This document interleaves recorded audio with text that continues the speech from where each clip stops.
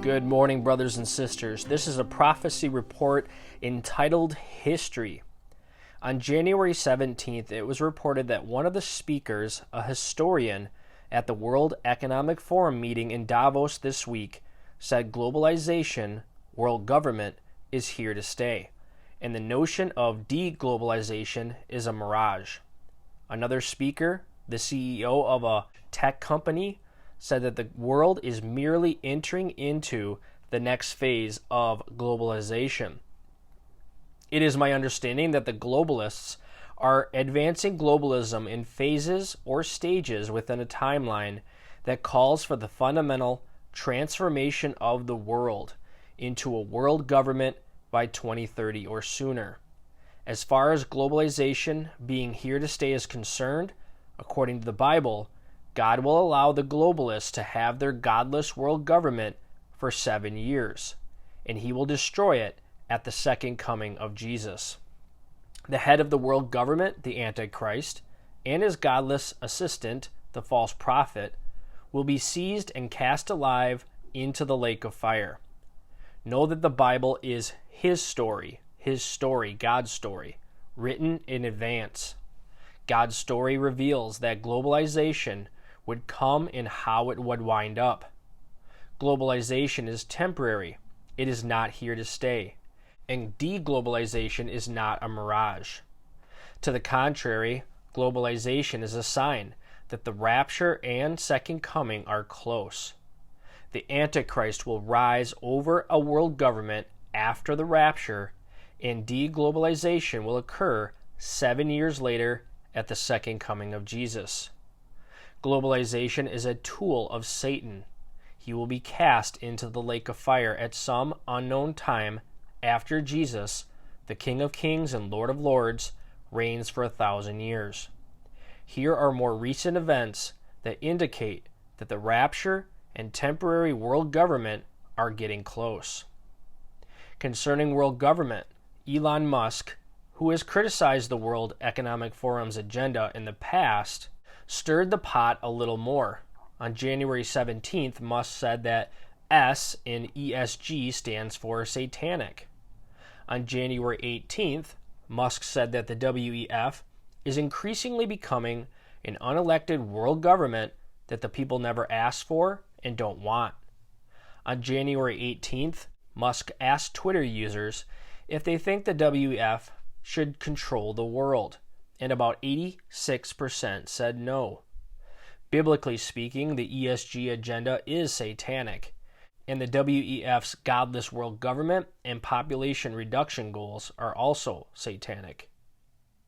Concerning the two-state solution, the division of Israel, on January 16th, Israel's new public diplomacy minister said she will launch a new international campaign to explain Israel's position and debunk Palestinian claims to the Promised Land. She views the Bible as Israel's deed to the Promised Land, and especially to the region of Judea and Samaria. Israel has not occupied any territory. There is no occupation. Concerning the economy, on January 18th, it was reported that BlackRock, the world's largest asset manager, has released its 2023 global outlook and says central banks are deliberately causing recessions to try to bring inflation under control, and investors should expect a downturn unlike any other. I believe the Bible teaches that there will be hyperinflation and a global economic collapse early in the tribulation period unlike any other. Concerning the coming cashless society and the tracking of all buying and selling, many prophecy teachers believe the CBDCs are a major step in that direction. Cash will be replaced by a number in a computer, which is a digital record of a person's income and what they buy and sell. On January 16th, an article in the Wall Street Journal said China, India, Nigeria, and the Bahamas are already using a digital currency. Sweden and Japan are getting ready to use a digital currency. And 114 nations are exploring the use of digital currency.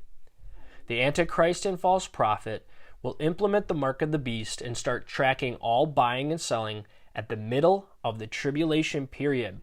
So CBDCs could be a sign that history is approaching the end of the age. Concerning the 10 kings, the Bible teaches that the world will be divided into 10 regions at the end of the age, and that there will be a leader over each region, that the Bible calls these 10 leaders the 10 kings, and that they are a prelude to the rise of the Antichrist. The UN's three-stage plan has long been 1. To create trading blocks or regions of nations, 2. Transform them into political blocks of nations with a leader over each one, and 3. Eventually merge them into a world government.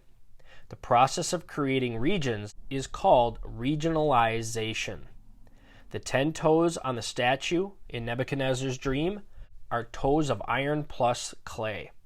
Concerning the world being divided into 10 regions of nations patterned after the European Union that will be ruled by 10 kings on January 23rd, it was reported this week Brazil and Argentina will announce the creation of a common currency, and they intend to invite Uruguay and Paraguay to use the same currency.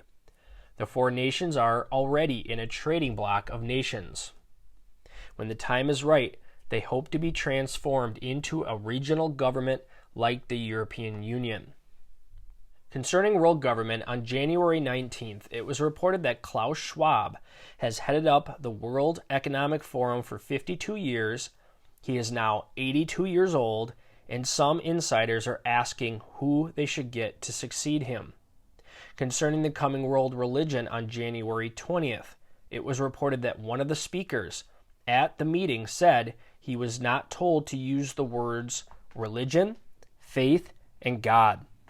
In the globalist mind, religion, faith, and God are a threat to their agenda. This includes Jehovah, Jesus, the Bible, and Christianity, and it will lead to the persecution of believers during the tribulation period. As Christians approach the rapture, history, God's story, is looking forward to the rise and fall of globalization. Following the second coming, God's story will look back on the rise and fall of globalization. Finally, are you rapture ready?